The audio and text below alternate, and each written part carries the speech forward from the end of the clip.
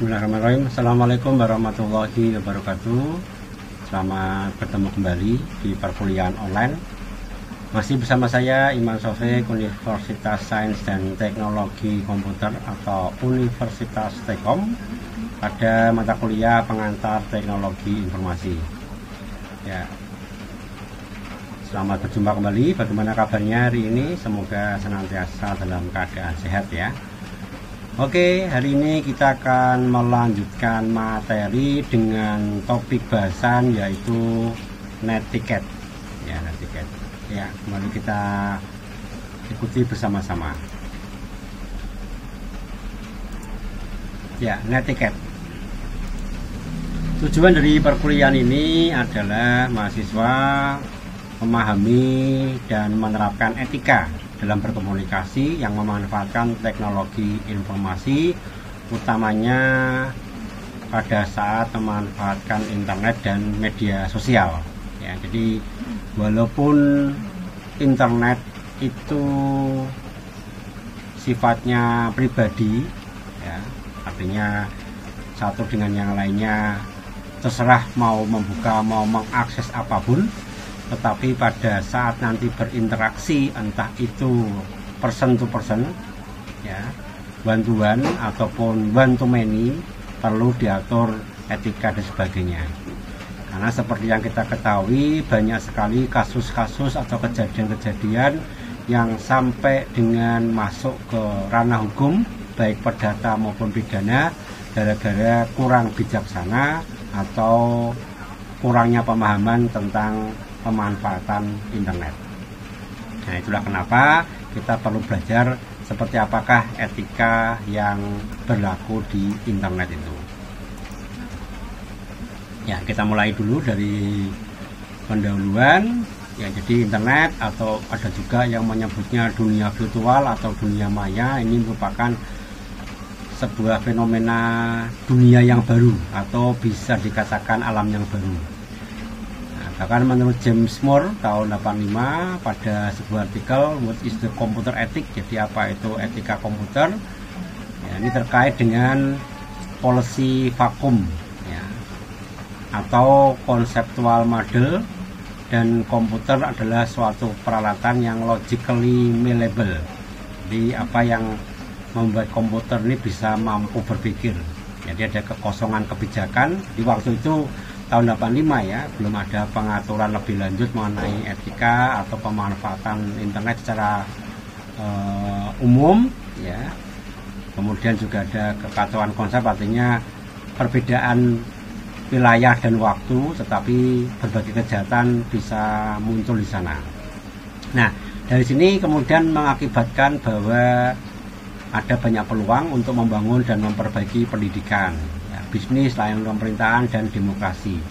Seperti kita ketahui, pendidikan muncul ada istilah e-learning, pembelajaran elektronik. Kemudian di dunia bisnis kita juga sudah menjalankan yang namanya e-commerce, ya, jadi layanan penjualan, ya, transaksi online. Kemudian di layanan pemerintahan juga memanfaatkan internet juga. Di sana kita mengenal sekarang ada e-government, ya, seperti layanan pajak, layanan pembuatan kartu kependudukan misalnya, ya, SIM. Nah, sudah mulai dilaksanakan dengan memanfaatkan internet. Atau bahkan demokrasi, sudah ada beberapa negara yang pemilunya memanfaatkan internet, ya, jadi tidak perlu menggunakan pencoblosan kertas, ya, tapi memanfaatkan teknologi informasi. Nah, kemudian dari situ juga muncul banyak aksi-aksi yang tidak etis, pencurian, pembobolan, ya, hacking. Ini bagian dari bullying, ya, bully, ya, di mengubah gambar, mengubah foto. Muncul aksi-aksi kriminal tadi saya sebutkan, ya, ada banyak bank yang kemudian terbobol transaksinya, ya, walaupun sebenarnya bukan kesalahan dari bank, tapi kesalahan lebih banyak adalah kesalahan dari nasabahnya. Kemudian juga aksi-aksi untuk mencari keuntungan pribadi, ya, mengirimkan foto yang tidak senonoh misalnya, kemudian digunakan untuk mengancam dan sebagainya. Kemudian juga ada aksi-aksi yang sekedar iseng, ya, tadi mengubah gambar, mengubah informasi, hoax, itu adalah bagian-bagian dari efek yang muncul di dunia maya. Nah, ternyata aksi-aksi negatif ini akan semakin banyak muncul, ya, tapi karena apa? Karena mungkin ada yang menyadari belum ada hukuman yang setimpal, ya, dari aksi-aksi yang dijalankan. Berbeda dengan sekarang ya, udah ada di Indonesia sendiri juga ada namanya Undang-Undang ITE. Nanti kita akan bahas lebih lanjut. Ya, nah, jadi dari sini kemudian internet itu ternyata mempengaruhi berbagai aspek kehidupan. Kenapa? Karena yang pertama, informasi dari internet ini bisa diakses 24 jam, ya, Anda mau kapanpun dimanapun. Nah, hasil penelitian dari CommerceNet yang Nielsen, ini penelitian sebelum pandemi ya, ini mengatakan bahwa 66% akses banyak dilakukan di tempat kerja. Nah, tapi pola ini sekarang berubah tentunya. Dengan adanya pandemi ini, kalangan perumahan ya pribadi bisa mengakses 10% dari rumah dan sisanya dari 10% dari sekolah dan sisanya dari rumah. Nah, ini sekali lagi polanya, persentasenya barangkali sekarang sudah berubah dengan adanya era pandemi ini. Yang kedua adalah biaya murah bahkan gratis karena banyaknya area hotspot, akan begitu. Jadi kita bisa mengakses dimanapun, bahkan ada yang sekedar pengen dapat akses wifi murah, cukup nongkrong di kafe dengan membayar satu cangkir atau satu gelas es teh gitu ya. Ya, aksesnya gratis atau relatif lebih murah lah ketimbang beberapa tahun yang lalu, seperti yang pernah dibahas pada saat materi tentang internet ya, bagaimana waktu itu tahun 90-an hanya di Indonesia hanya Telkom saja yang harganya bahkan hanya waktu itu Rp9.000 per jam, ya, sekarang bisa lebih murah lagi. Kemudian juga fasilitas free email, nanti kita bisa punya email tanpa harus membayar, free web hosting, punya web dengan fasilitas yang gratis, free publishing, bisa mempublish berbagai informasi yang ada tanpa juga harus membayar. Ya, kemudian yang ketiga adalah kemudian akses informasi dan melakukan transaksi, ya, jadi dimanapun, kapanpun. Kemudian membangun relasi pertemanan dengan pelanggan dan sebagainya. Materi dapat diupdate dengan mudah. Ya. Kemudian pengguna internet ada di mana saja. Nah, ternyata dari hasil penelitian Nielsen ini, 58% pengguna yang ada ini memanfaatkan internet untuk mencari produk dan jasa. Dari sinilah kemudian bisa digunakan sebagai peluang untuk layanan e-commerce, bagaimana mereka mempromosikan produknya gitu ya. Ya, kemudian kita lihat karakteristik dari dunia maya. Yang pertama, dunia maya ini dikatakan suatu ekosistem bioelektronik ya, jadi sebuah ekosistem baru, dunia lain tadi di semua tempat yang memiliki telepon, kabel koaksial, serat optik ataupun gelombang elektromagnetik. Ya, jadi awalnya berlangganan menggunakan kabel telepon, kalau dulu pakainya baseband, sekarang broadband. Ya, kemudian sekarang sudah bermigrasi menjadi kabel FO, fiber optik. Ya, atau kalau yang pengen mobile bisa menggunakan gelombang microwave atau sinyal wifi ya, dengan istilahnya gelombang elektromagnetik. Nah, karakteristiknya adalah satu, beroperasi secara virtual ya, jadi dihuni oleh orang-orang berinteraksi, berdiskusi dan bertukar pikiran namun tanpa harus bertemu secara fisik. Kemudian juga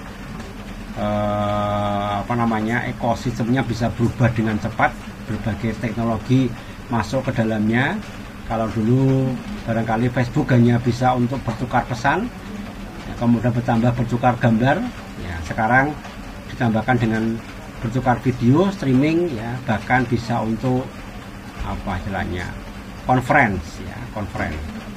Kemudian yang ketiga, tidak mengenal batas teritorial, tidak ada batasan wilayah, semuanya terhubung jadi satu. Kemudian yang keempat adalah memungkinkan bagi para aktivisnya untuk tidak menunjukkan identitasnya. Nah, ini yang perlu diwaspadai, atau anonymous ya. Jadi walaupun barangkali ada peraturan di media sosial menggunakan nama asli, tapi siapa yang bisa memastikan bahwa itu adalah nama yang asli. Bahkan kita bisa tahu teman-teman kita menggunakan nama lain, gambar yang lain dan sebagainya. Artinya orang itu bisa menggunakan identitas apapun ya, sehingga perlu diwaspadai apakah benar yang sedang kita ajak komunikasi ini adalah orang yang bersangkutan. Kemudian yang kelima, informasi dalamnya bersifat publik ya, jadi siapa bisa mengakses, walaupun mungkin ada yang diberi password, kemudian otorisasi mengenai hak login dan sebagainya, tapi begitu kita sudah share ke media sosial ataupun ke internet, maka apa yang kita share tadi menjadi hak milik publik.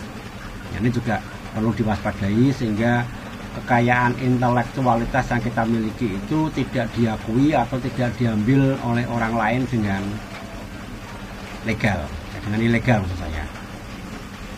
Ya, nah dari itu kemudian muncul ini bagaimana pengaturan ya supaya satu dengan yang lainnya itu tidak saling bersinggungan.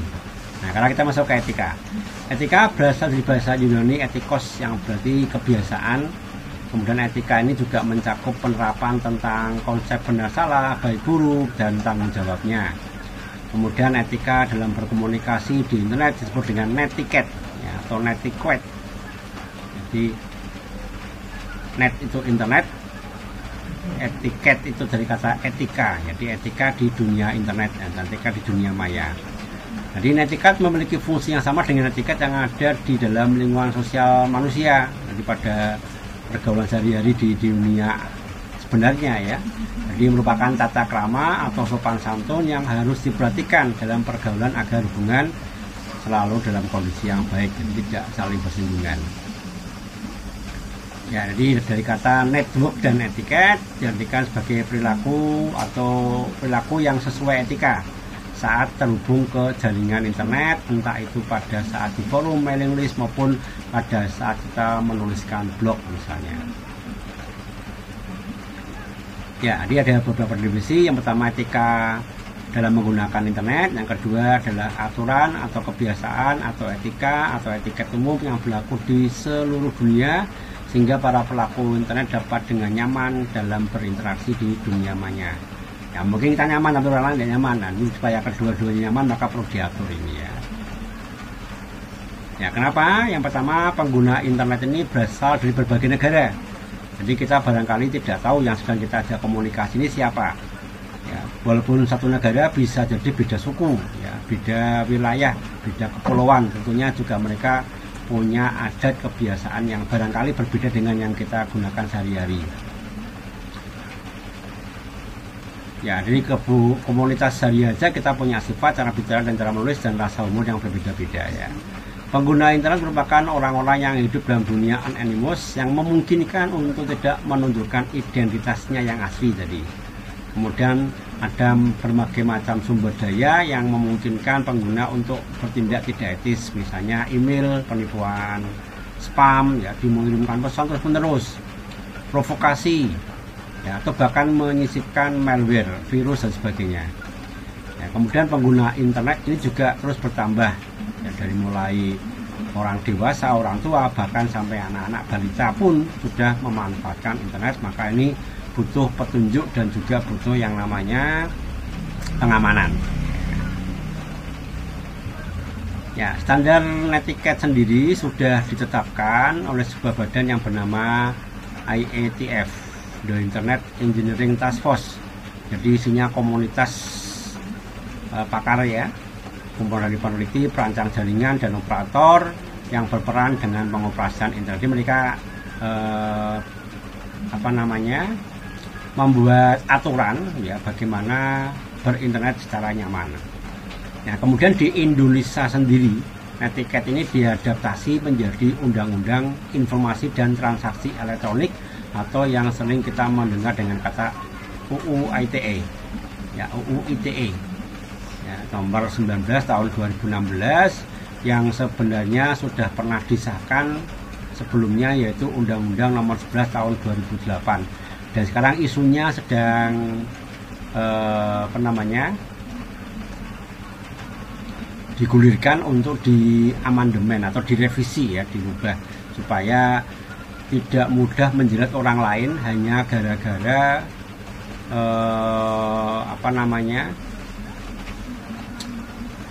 posting atau komentar pada internet ya, karena ternyata memang sebagian besar dimanfaatkan untuk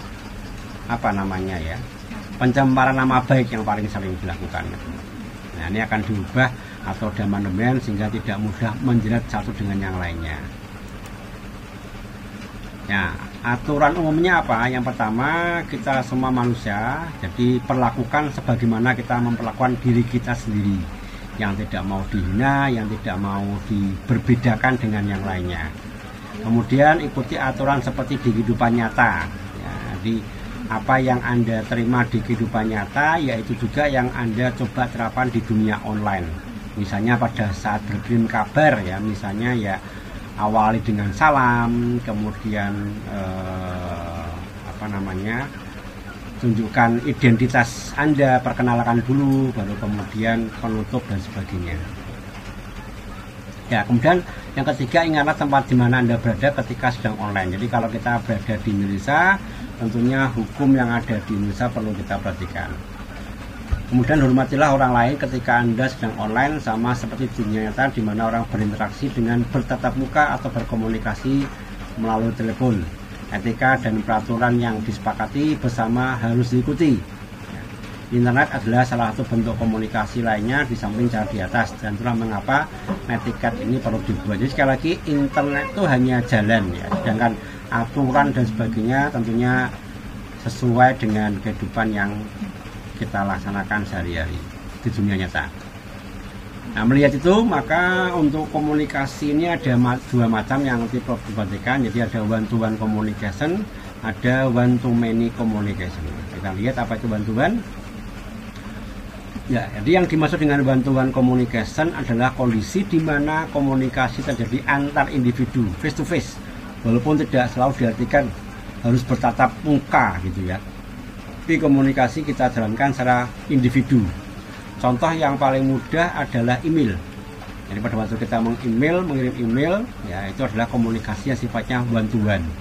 Atau pada waktu Anda video call secara pribadi, itu juga one-to-one. Atau mengirim pesan, ya japri, ya melalui media sosial, itu juga bagian dari one-to-one communication.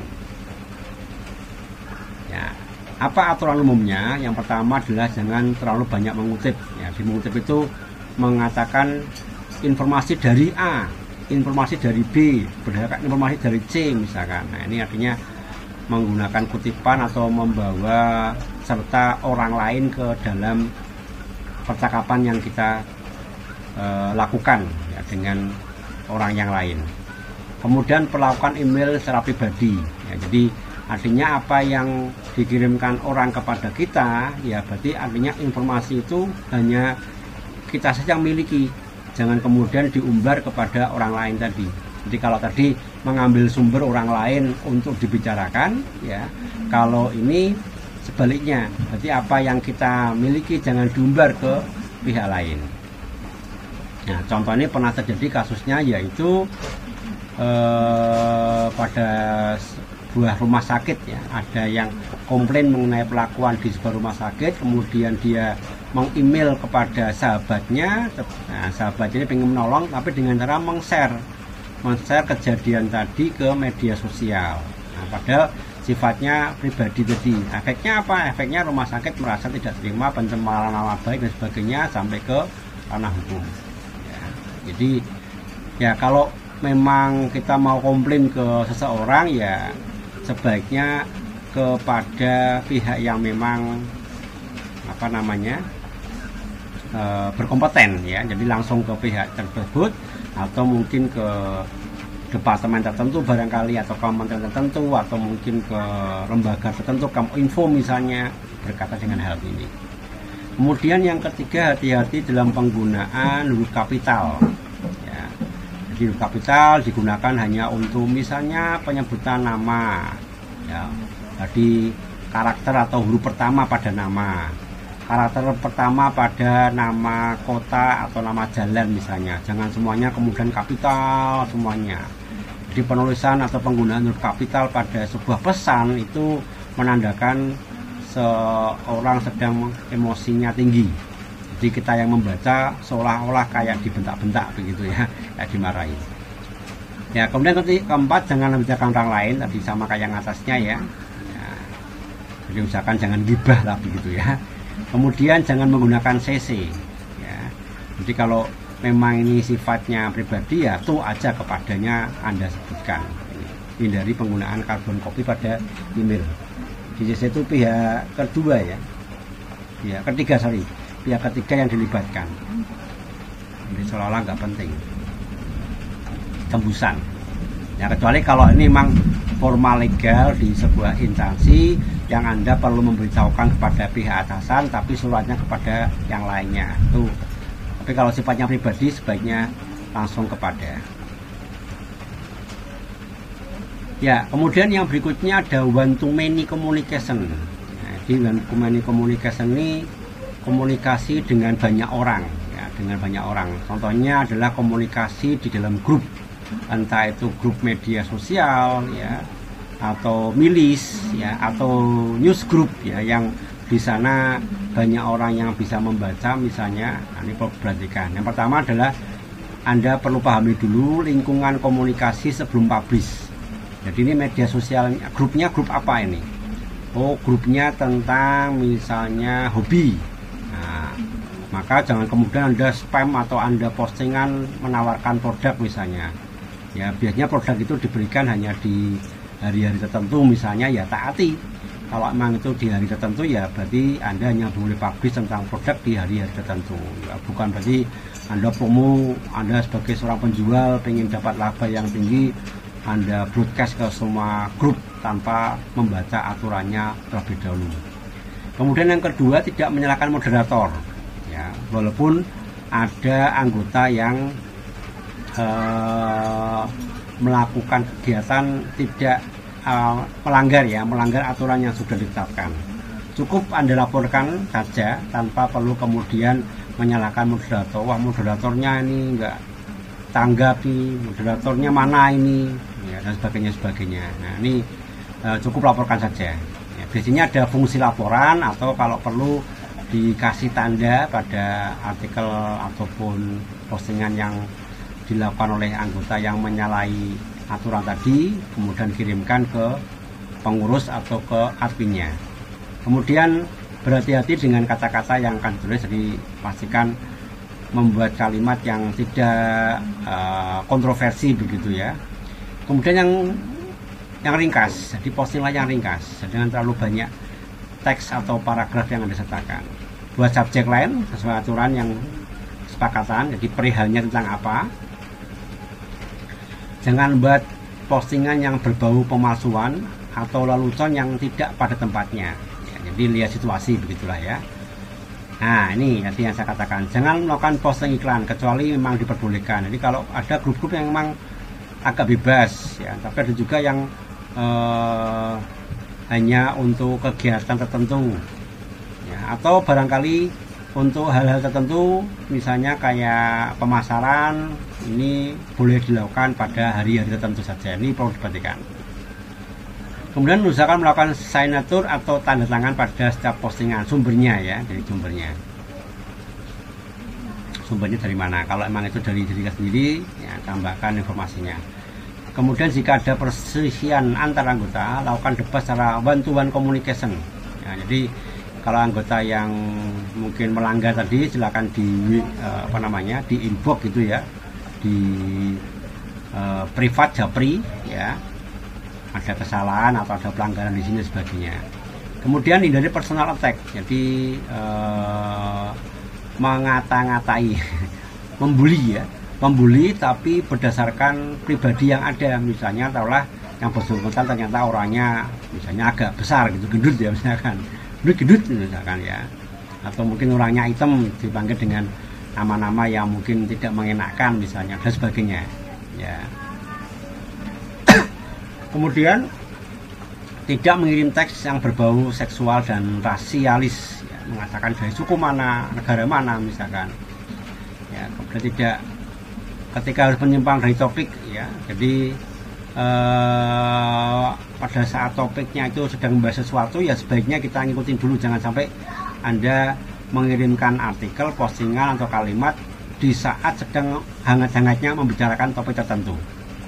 Ya, dibiarkan dulu, kalau udah baru kemudian Anda informasikan OOT atau off topic, baru topik postingan apa atau pesan apa yang mau Anda sampaikan.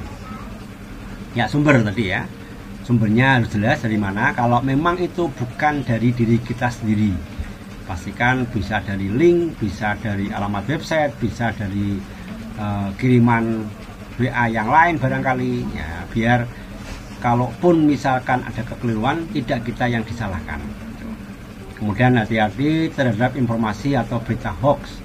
Jadi gunakan pembanding ya, pembanding. Jadi kalau memang ini beritanya kok sepertinya tidak sesuai, nah, cari berita pembandingnya. Banyak kok ya, di Kopinfo ada, di media-media berita yang cukup populer ya, kayak Detik, Kompas, itu juga mereka punya pembanding beritanya. Nah, ini contoh-contoh kalimat yang barangkali bisa kita manfaatkan ya, berkaitan dengan poin yang sebelumnya tadi ya. Nah, yang pertama nih, maaf Pak, tugasku mana? Ya, ini pakai kapital semuanya, jadi seolah-olah bertanya tapi dengan nada marah ya. Kemudian contoh kedua, Pak, hari ini masuk kagak? Ini tidak menggunakan bahasa yang benar ya. Kemudian juga tanpa embel-embel memperkenalkan diri dulu ini. Kemudian contoh ketiga, nih, maaf Pak, hari ini saya belum bisa masuk Pak, saya mahasiswa KA 2020, makasih. Ya, pakai kapital terus ya. Ini juga kalau pakai kapital kan adanya tinggi itu berarti ya, walaupun penulisannya pakai huruf kecil ya. Yang atas penulisannya kapital, nggak pakai tanda seru, itu juga artinya sama. Nah, contoh yang keempat, Assalamualaikum, maaf Pak Iman, saya izin gak masuk kuliah pengantar teknologi informasi hari ini karena ada acara, makasih. Nah, ini dulu mungkin pakai SMS ya, pakai SMS. Kalau sekarang kan pakai WA, tidak dihitung per karakter kan, jadi Anda bisa nulis lebih panjang lah ya, lebih panjang. Kalau SMS mungkin sekali kirim 150, kalau pakai WA kan hitungannya pakai byte, jadi bisa lebih murah. Sehingga alangkah baiknya menggunakan kalimat yang bisa lebih detail lagi, bukan disingkat-singkat, apalagi pakai alay. Ya oke, nah itu. Nah, ini beberapa aturan mungkin yang mulai bisa kita terapkan saat ini dan waktu yang akan datang ya. Jadi pada waktu Anda mengirimkan pesan kepada dosen, nggak cuma kepada saya ya, kepada dosen yang lainnya, baik itu via SMS, BBM mungkin sudah nggak ada ya, WhatsApp mungkin yang paling populer, atau mungkin bahkan melalui Facebook ya, email dan sebagainya.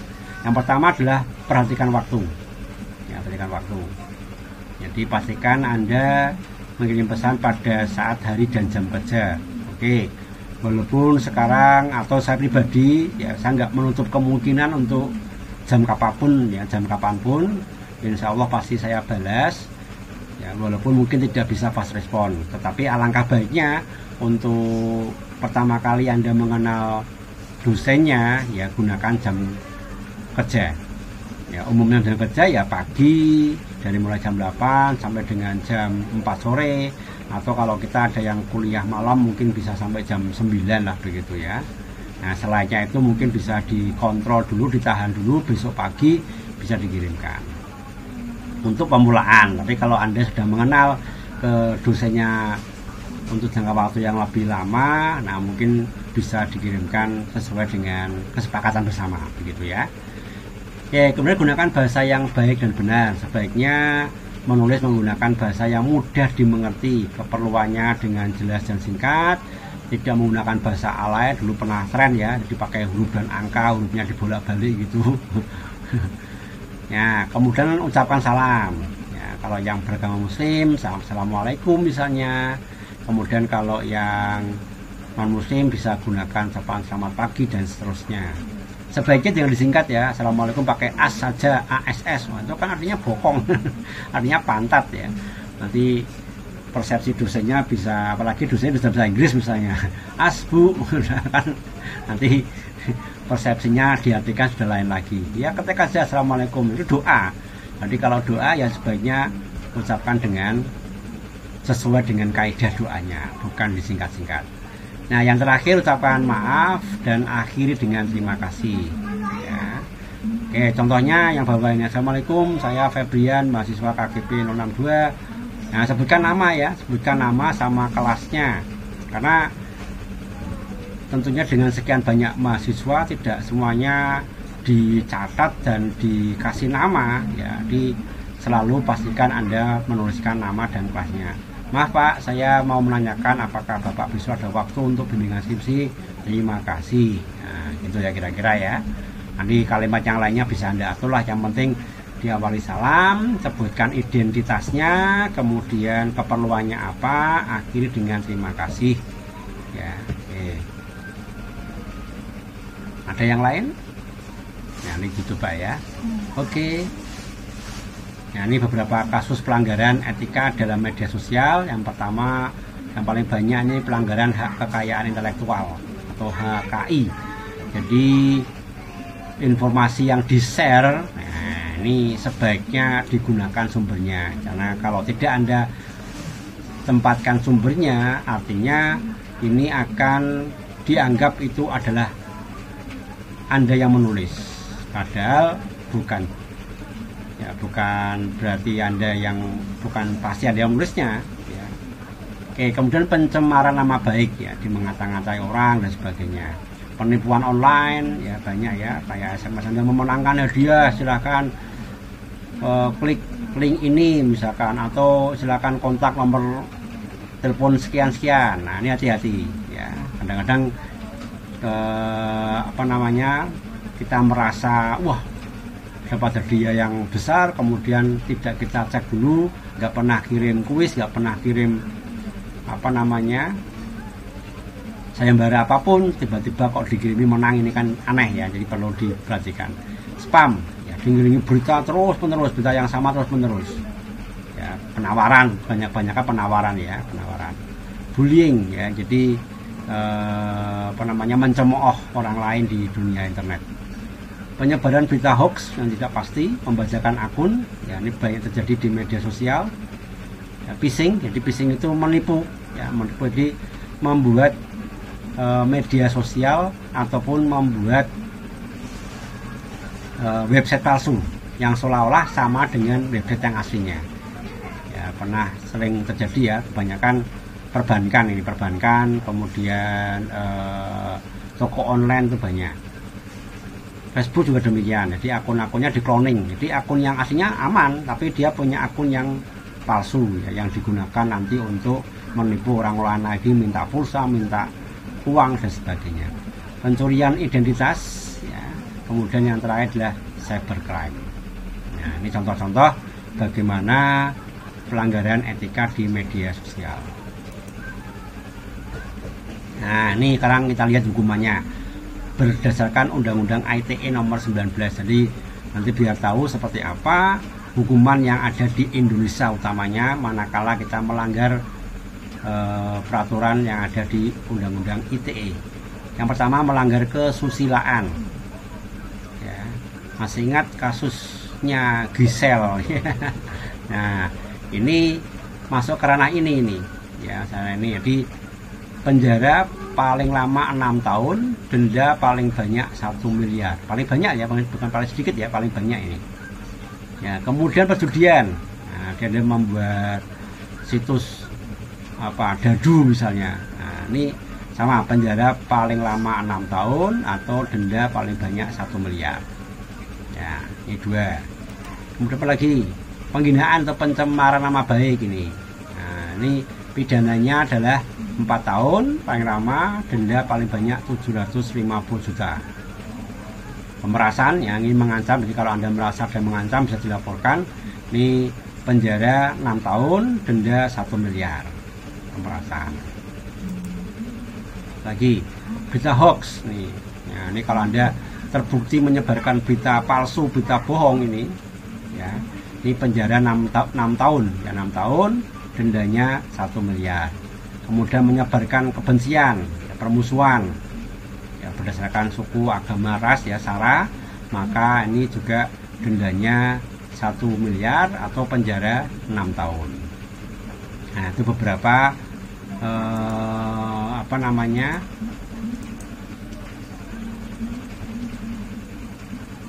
hukuman ataupun tindakan yang bisa masuk ke ranah hukum berikut dengan hukumannya. Ya, oke. Nah, yang terakhir ada tugas ini. Jadi silakan Anda cari dan susun minimal 2 artikel. Nah, 2 artikel, cari 2 artikel tentang kejadian atau peristiwa yang berkaitan dengan gangguan keamanan atau cybercrime, ya, atau melanggar etika ya, yang di dunia internet. Kemudian artikel tadi silakan Anda copy paste ke blog Anda. Ya, copy paste ke blog Anda yang sudah Anda buat minggu yang lalu ya. Nah, beberapa waktu yang lalu ditambahkan artikelnya berkaitan dengan cybercrime ini. Ya, dibuatlah kategori baru dengan nama cybercrime. Jadi ada kategori tambahan atau label ya. Kalau dibuat label dengan kategori cybercrime isinya minimal 2 ini. Mau 3, 4, 5 boleh, silakan. Ya, tempelkan di blog Anda. Jangan lupa sumbernya dicantumkan. Jadi Anda dapat materi atau artikel itu dari mana? Ya, dari mana? Silakan dicantumkan di sana. Oke, kalau ada pertanyaan bisa nanti dituliskan di kolom komentar ya yang ada di Siakat ya. Begitu untuk pertemuan hari ini mengenai netiquette. Selamat mencoba, selamat belajar ya.